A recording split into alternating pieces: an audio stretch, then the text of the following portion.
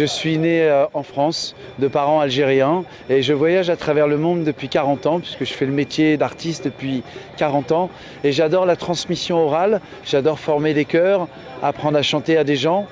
J'ai dans Urban Voices depuis 10 ans, j'ai eu 10 000 élèves, dont 1000 à l'étranger, entre Cuba, l'Espagne et ici à Agadir. Et mon rêve, c'est qu'on forme un seul groupe planétaire, avec un répertoire central, et ce répertoire, c'est celui que vous avez entendu ce soir.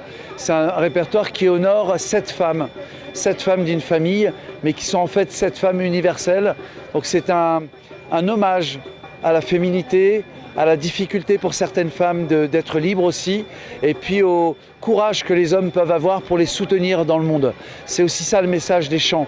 Et je suis très heureux d'avoir passé ce moment à Agadir, parce que les gens ici sont très généreux, ils ont envie, ils ont faim de culture, ils ont soif de culture, et du coup c'est tellement facile quand les gens sont passionnés et heureux d'être ensemble.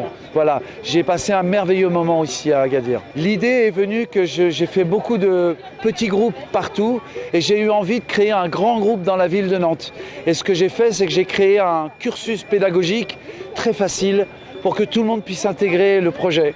Donc je suis maître de chant, j'apprends aux gens à bien respirer, à bien se placer, et je leur apprends à entendre les mélodies.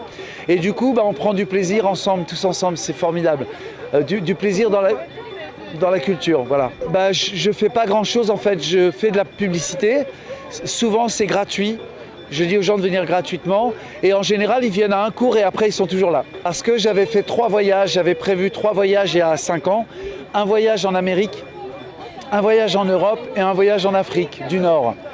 Et j'hésitais entre l'Algérie et le Maroc, et ici j'ai été très bien accueilli par les artistes, et Medina Souli évidemment, qui est mon beau-frère, m'a dit on va à Agadir, c'est super parce que les gens ils sont bien là-bas et c'est ma ville, et je suis très heureux. Voilà pourquoi je suis venu là. Le prochain, c'est difficile de te raconter, mais je crée une école virtuelle internationale du chant et de la musique orale. Et en fait je voudrais créer des voyages tout le temps dans le monde, partout, pour faire la même chose que ça. Alors d'abord, moi je suis aussi d'origine, ma grand-mère s'appelle Zir, d'accord? Je suis d'origine Chleuh aussi par ma grand-mère.